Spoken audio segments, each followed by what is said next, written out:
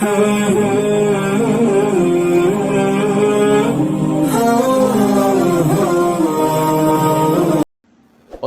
بینمازه سړي دپاره یا زنانه دپاره په دنیا کې 15 سزاګانې دي. د ده د عمر نه به برکت ختم شي، دی به په عمر باندې نه پوهېږي، بې سکوني به ورته هر ټایم وي. دویم د ده په مخ کې به نورانیت نه وي، ګورئ رڼا به پکې نه وي د ده په مخ کې. دریم د ده نیکیانې به الله تعالی ته قابل قبول نه وي، ګورئ د بینمازه سړي. څلورم د ده دعا به الله تعالی ته هم قابل قبول نه وي، که دی ډېر جړاګانې وکړي خو چې مونځ نه کوي که نه هېڅ هم نه قبلېږي، یو درخواست هم نه قبلېږي. ګورئ او پنځم که اولیاء نیکان پاکان د وخت بهترین درویشان د ده دپاره وجاړي او دعاګانې وکړي، نو هغه اولیاء نیکانو پاکانو دعا به د ده په حق کې الله نه قبلوي. ګورئ که یو مرید بینمازه دی، که ده دپاره خپل پیر صاحب ډېر په تهجد کې دعاګانې کوي، نو دغه پیر صاحب دعا ګورئ د ده دپاره الله تعالی نه قبلوي، ځکه چې هغه بینمازه دی. ګورئ دارنګې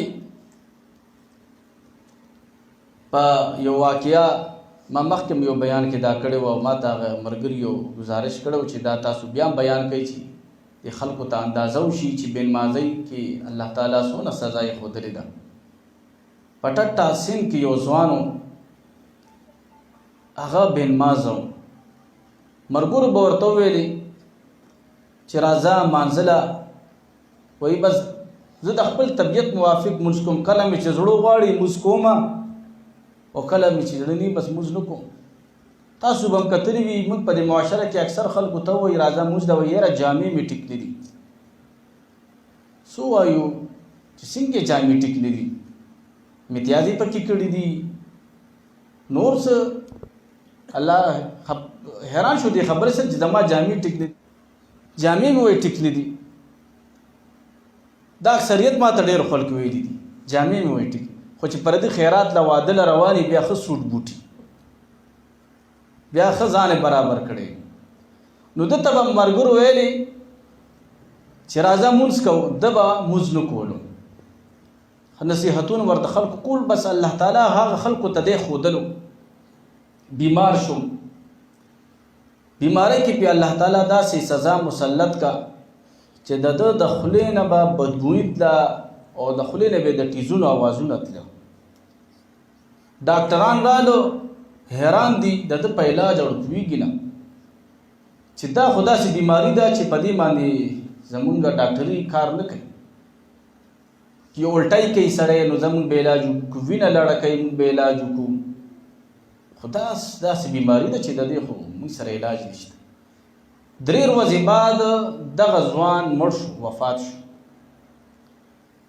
عجیبه د ده په جنازه کې یو بله معامله وشوه چې کله د ده د جنازې کټ د کور نه راووتو، خلکو روچت کو، د ده جنازې پسې د ټټه چې څونه سپي وو هغه ورپسې روان شو. سپي ورپسې روان دي، خلک سپي کورې کوي خو بیا راځي سپي. خلک حیران دي چې دا لا څه معامله ده.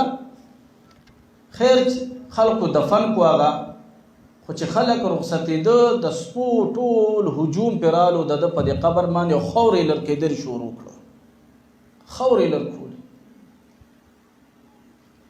خلک راله سپي کورې کړه، بیا سپي را جمع شو، د ده د قبر خاورې لړکولې.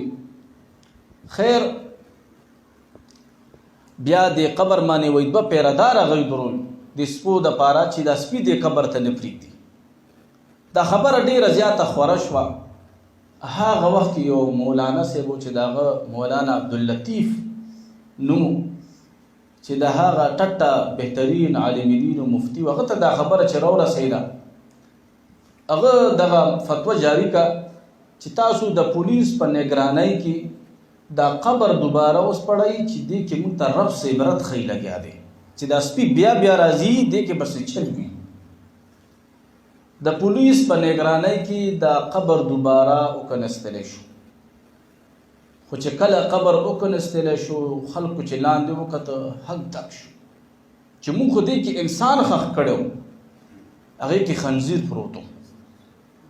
هغه بنماز هلک نه الله تعالی خنزیر جوړ کړی. دا واقعه ګوره مسلمه ده.